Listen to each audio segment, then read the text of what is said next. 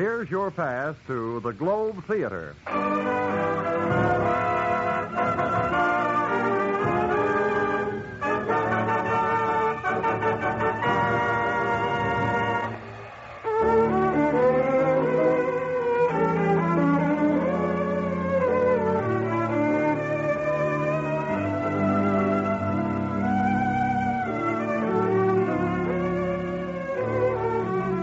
This is the Globe Theater, the radio playhouse especially for men and women of the armed forces of the United Nations. Just as the Globe Theater has meant the best in entertainment since the days of Shakespeare, today it means the best in radio drama for servicemen and women all over the globe. Here to tell you about tonight's play is your host at the Globe Theater, Herbert Marshall.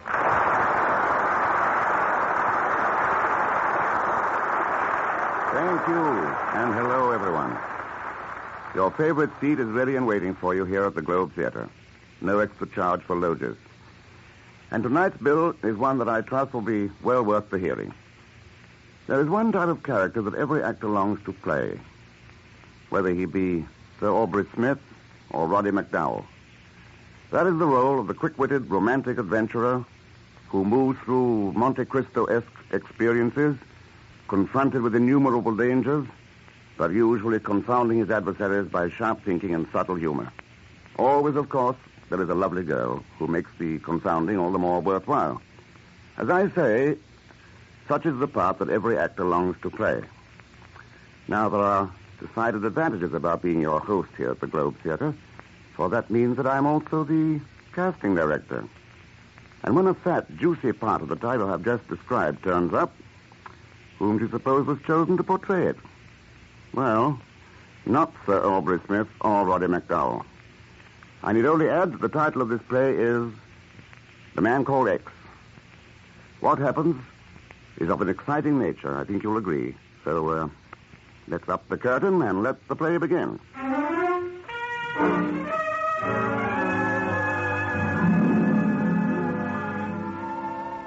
Tonight, he finds himself involved with murder, music, and a blonde Madonna.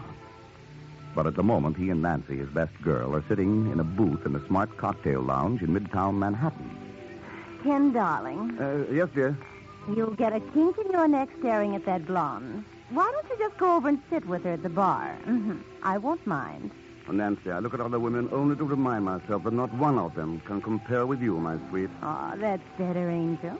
Pietro, Yes, sir?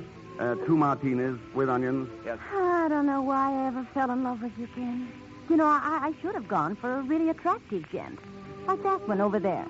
Where? At the bar, sitting next to that blonde gal you've been ogling. You see him? Yes. Why, great Scott. Bill Nesbitt. Huh? Somebody call me? Bill, over here. Oh, for the love of Chesterton, I haven't seen you Since last college reunion. Nancy, this is Bill Nesbitt, my old roommate, and the best all-American tackle ever. Bill, this is my fiancée, Nancy Bessington. She thinks she's a reporter. I'm glad to meet you, Nancy. Oh, thanks, Bill. I've been following your career, Ken. Congratulations. You always were interested in solving unsolvable puzzles. How about you? I understand you're the finest synthetic chemist in the country. I've done a little in synthetics. Your drinks. Fine. Join us, Bill. What? And take him away from his beautiful blonde? What blonde? That girl sitting next to you at the bar. Oh, she's not with me. I don't even know her. Oh, and fine. Sit with us, huh? Well, I've still got half a drink at the bar. I'll get it. Hey, seems like a nice guy. He is. Hey, this is swell seeing you again, Ken. Go on, sit down. What are you doing? Well, I'm on my way to Italy. Italy. Sounds mighty mysterious. Secret stuff. Say, have either of you the time? 4:10. Oh, gee, I've got to make a phone call to the office. When do you leave? Well, I've got to catch a bus at the airline terminal in 15 minutes. Don't have too much time. No, I'll be right back. I wonder why Bill is going to Italy. Harder the place for a civilian to go these days. Oh, stop acting like a bird dog in October.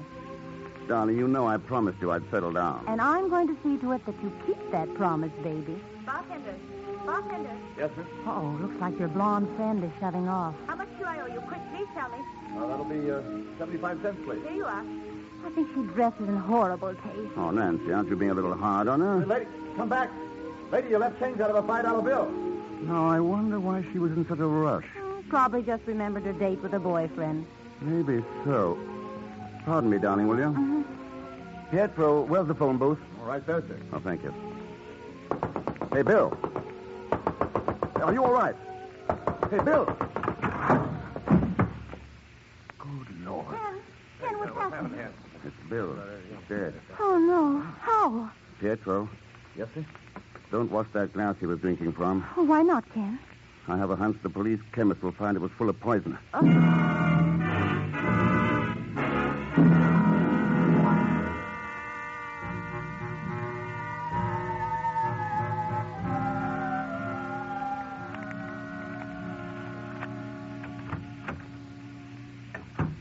It's good to get back in my own apartment. You know, I'm not as used to looking at corpses as you are, and I feel a little sick. I know. I don't feel particularly chipper myself. Oh, poor Bill. He would have won the Nobel Prize for chemistry one of these days. Ken, who could have done such a thing? I don't know. What's that you're looking at? Something I found in Bill's pocket. Oh, but Ken, the police should have that. They will after I've read it. Ah, Well, what does it say? there's just a name and address on it. Look. Luigi Antonelli, Umbrati, Italy. Umbrati. Never even heard of it. Must be just a tiny village. Wonder who Antonelli is. You can bet whoever Antonelli is, he's mixed up in this affair somehow. I wonder in what way. So do I. And I intend to find out. Oh, no, Ken, no, not Italy. Why poke your nose into this? Because I don't like old friends of mine being poisoned. I'm funny that way.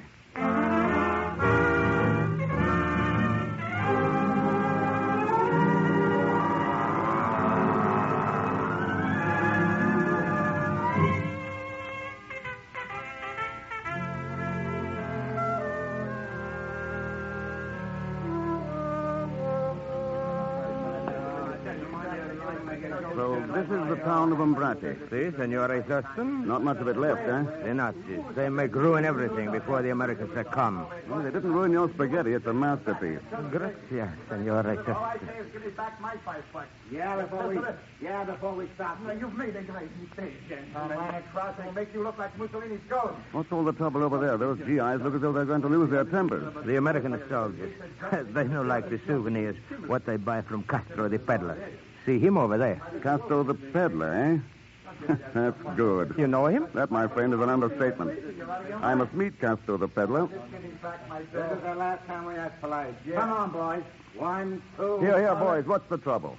Mr. Felton! Egon Zelsmith, what mess are you in now? Oh, you are a savior. A voice What's he from done, the boys? blue. This drifter tells us he's a genuine Italian curiosity. Look what mine says on the bottom. Made in Newark, USA. Egon, give the gentlemen back their money. Oh, but, Mr. If you Felton- don't, they'll tear you limb from limb, and I'll sit and applaud. Mr. Thurston, you are a sadist. Here you are, fellows, $20. That's better. I'm shocked, Egon. You, a common peddler. There's more to this than meets the eye, though, isn't there? No, I'm just a poor peddler that peddles. Yes.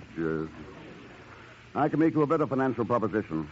Mr. Thurston, those words are like the soft wings of a bird. How much? 50. 100. 50. All right.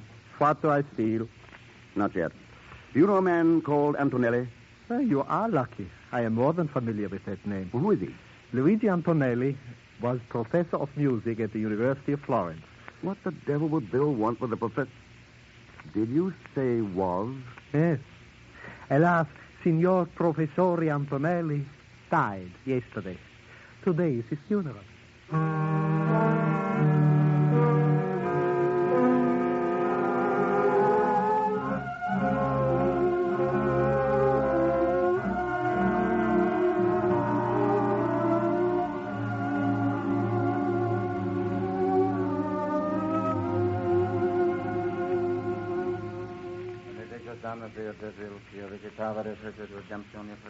Stand back, Egon. Here, behind this tombstone. I dislike graveyards intensely. But this funeral fascinates me. Why are there only those two mourners? Alas, Signor Antonelli had but few friends. Who are those two women? His sister and her daughter. They've just arrived from Rome recently. Oh, so they just came down from Rome, did they? Yes? Well, a few days ago, I saw that girl sitting at a bar in New York. Impossible. She just came Egon down. agrees me to tell you this, but you are lying. Mr. Thurston, if you did not pay me so well, I would be hurt to the quick. How well do you really know these two women? Tell me the truth. I have never spoken to them. For $50 more, would you tell me the real truth? In that case. I thought so. But cash? In a cemetery? Well, the dead will not object to a small financial transaction. Cash, please. Oh, all right, here you are. Good. Now, the truth is this. I pretend to be a peddler. Those charming ladies pay me to stay in this town so I can notify them should anyone try to get near their house. Why are they so eager to keep people away from that house? Who knows? Perhaps, I merely say, perhaps, Signor Antonelli is not in that coffin at all.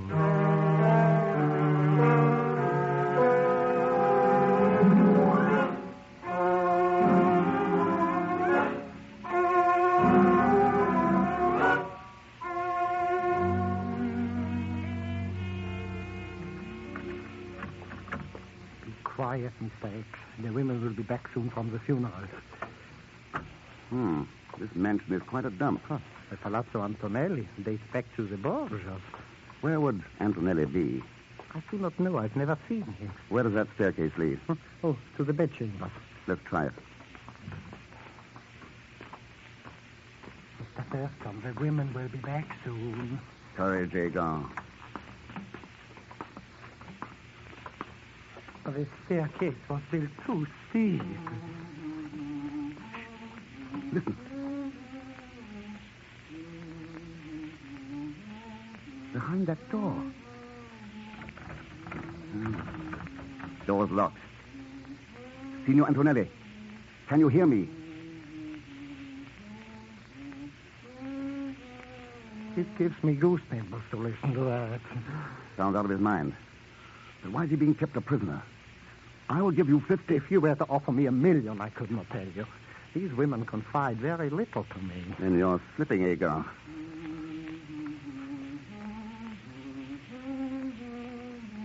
Signor Antonelli, I am an American. I know you are being held a prisoner. Can you hear me?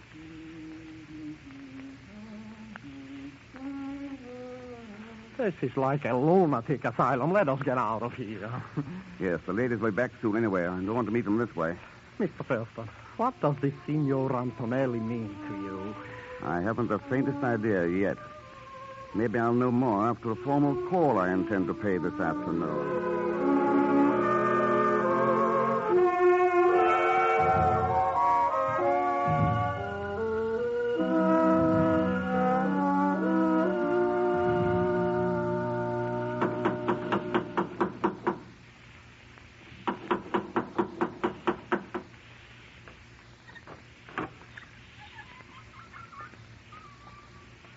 Signore?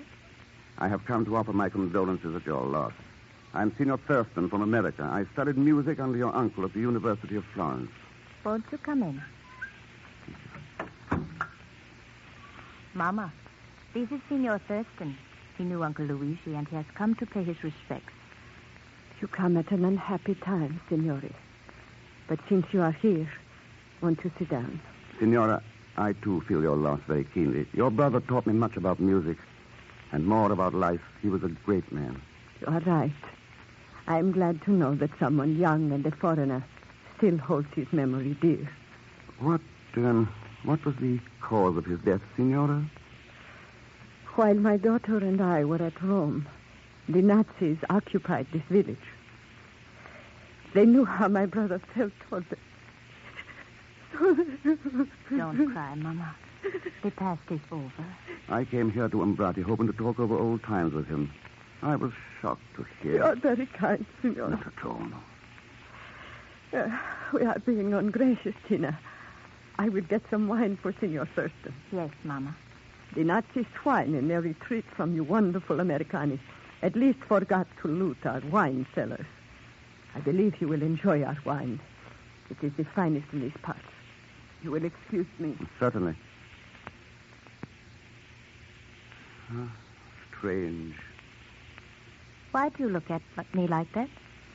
I came to find death, and I found beauty. You are making love to me, Signore. You choose a most unhappy time. When a man is swept off his feet, as I am now, love does not wait on birth or death. I had heard how impetuous Americans were. No, signore. One tender kiss of, shall we say, friendship. What would my mother think?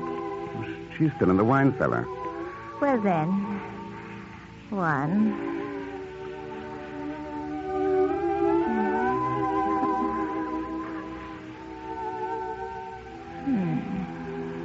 Your name? Tina. Tina. Tina? Ah, I could compose a tone poem to that name. Please, Mother is coming back. Mother has no sense of timing. Those steps are hard on an old woman. Here, Tina. Pour Signor Thurston's glass. What an exquisite goblet. Yes. Botticelli made it for our ancestors. Probably the Borgias?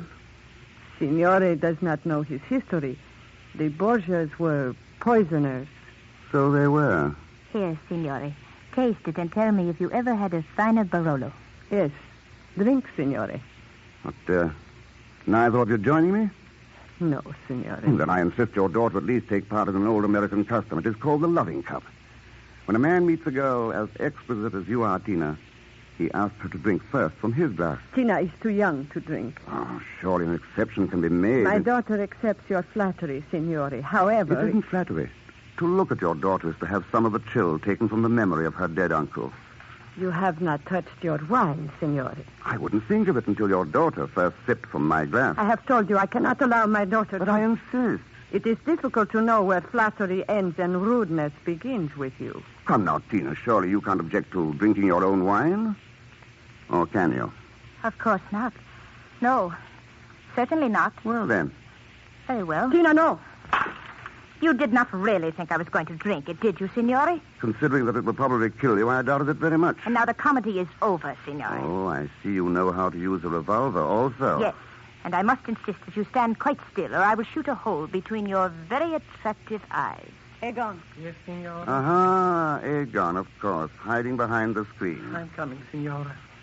Poor Mr. Thurston. You should not have come here. Egon, take care of this gentleman. As always, it is a pleasure to take care of Mr. Thurston. Show him to the cellar. And tie him up securely. Just my luck. Here I am having a quiet little party with two of the loveliest ladies in Italy, and I have to go to a nasty cellar with Egon.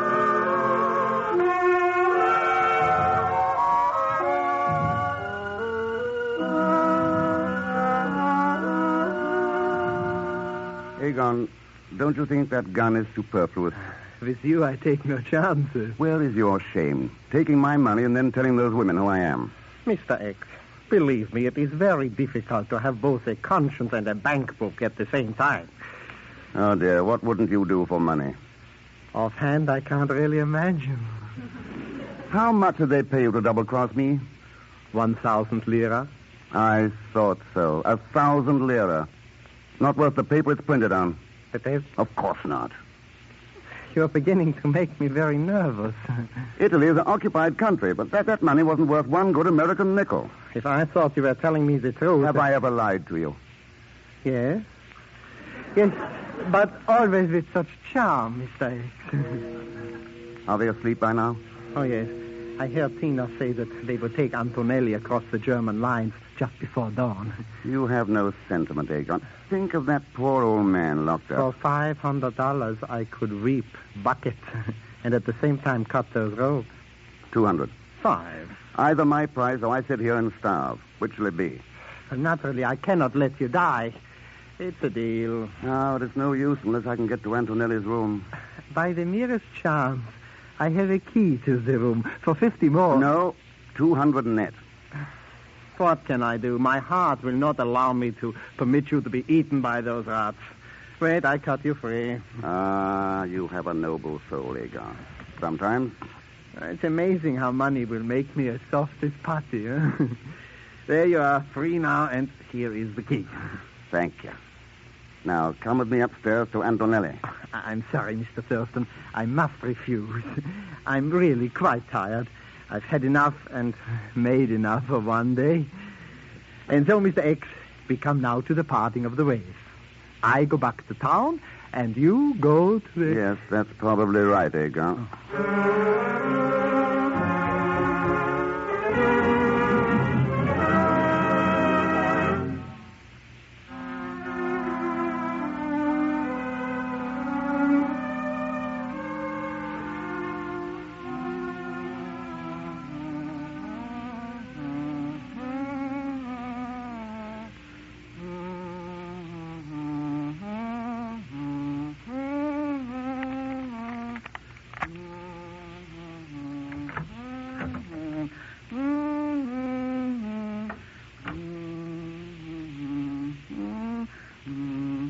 Antonelli.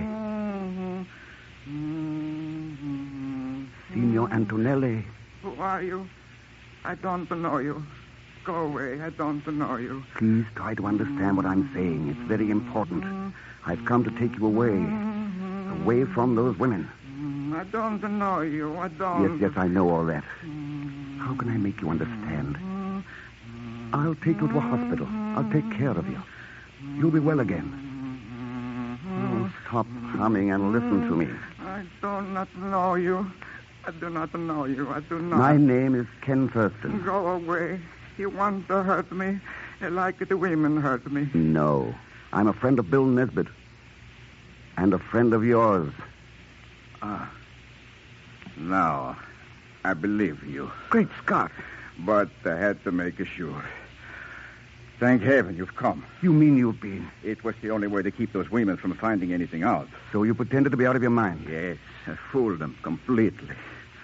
Now, how is my friend, Bill Nesbitt? He's dead. Dead? Yes, murdered. Poisoned by your niece, Tina. She is not my niece. She and the other one are agents of the Gestapo.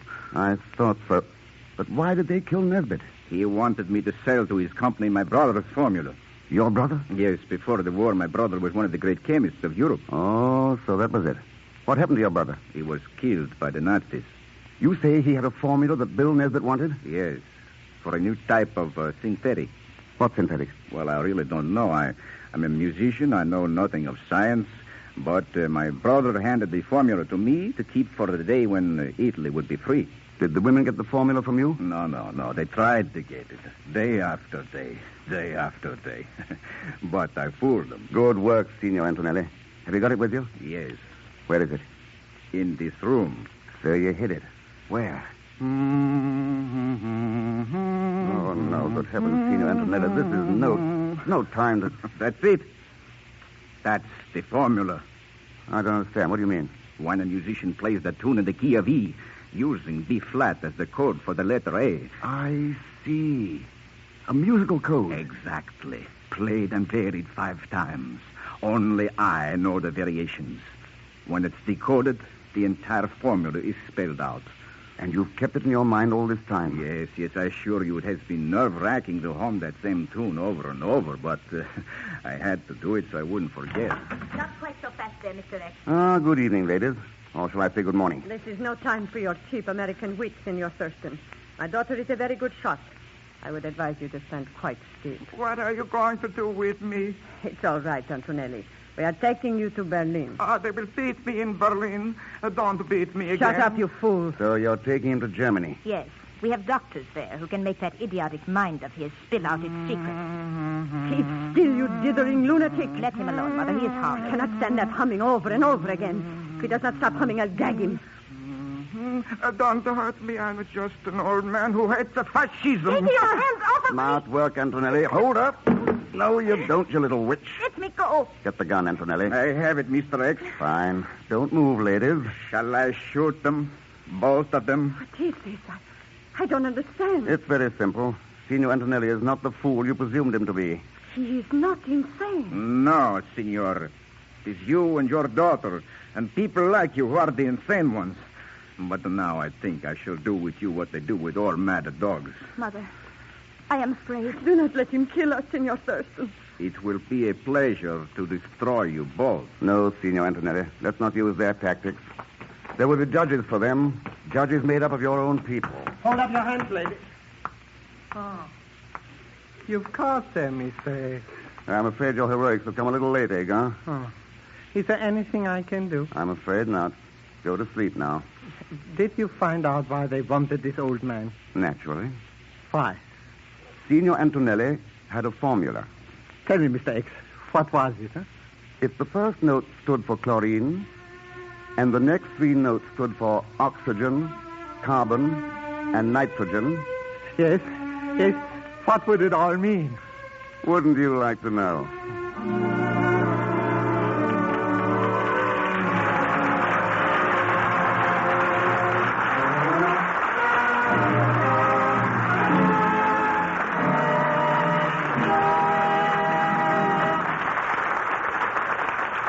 So ends tonight's Globe Theater production of The Man Called X. I know you'll join me in thanking Bernie Schoenfeld for his excellent script, Felix Mills for composing and conducting the score, and Bill Robeson, who presided in the control room. By the way, the role of Aegon was played by Hans Conried as a farewell gesture to an active life in radio theaters and as a prelude to an even more active life in theaters of a different nature. Mr. Conried, I might add, relinquished the finest head of hair in the Western Hemisphere to become Private Conried, his Army serial number escaping me for the moment. Watch out for him. If his performance as Aegon is any indication, he'll be a slippery man to deal with on the evening of payday. By the way, it really was fun to play the role of Ken Thurston for you, and I trust you enjoyed the adventures of A Man Called X. As for the next performance from the Globe, you'll hear Walter Abel, Louise Alberton, Ralph Bellamy, and David Bruce in a neat little thriller called Phantom Lady. Here's a short preview.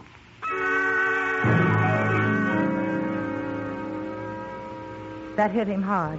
I could tell by the way he looked, by the way he watched me all night as I sat there at the bar just staring at him, never saying another word. And when he left at closing time, I followed him.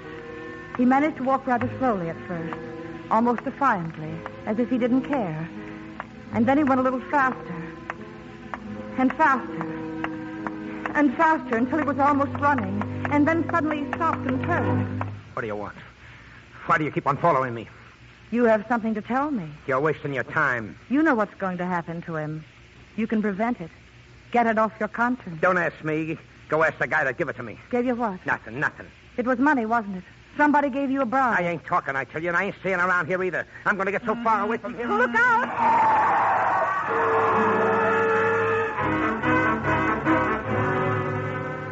It's going to be a good show, and I know you'll want to hear it.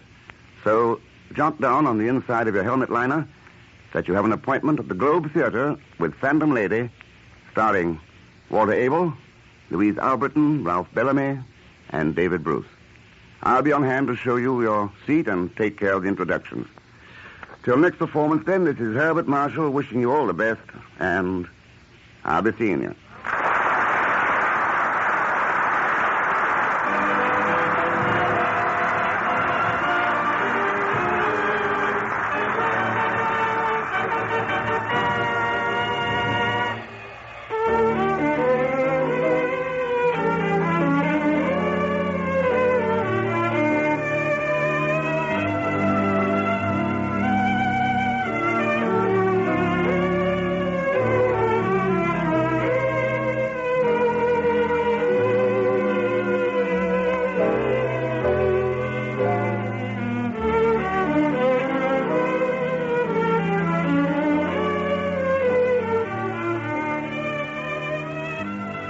You have been listening to the Globe Theater with Herbert Marshall as host and master of ceremonies. The Globe Theater is presented for servicemen and women of the Allied Armed Forces all over the globe. Listen for our next Globe Theater production soon.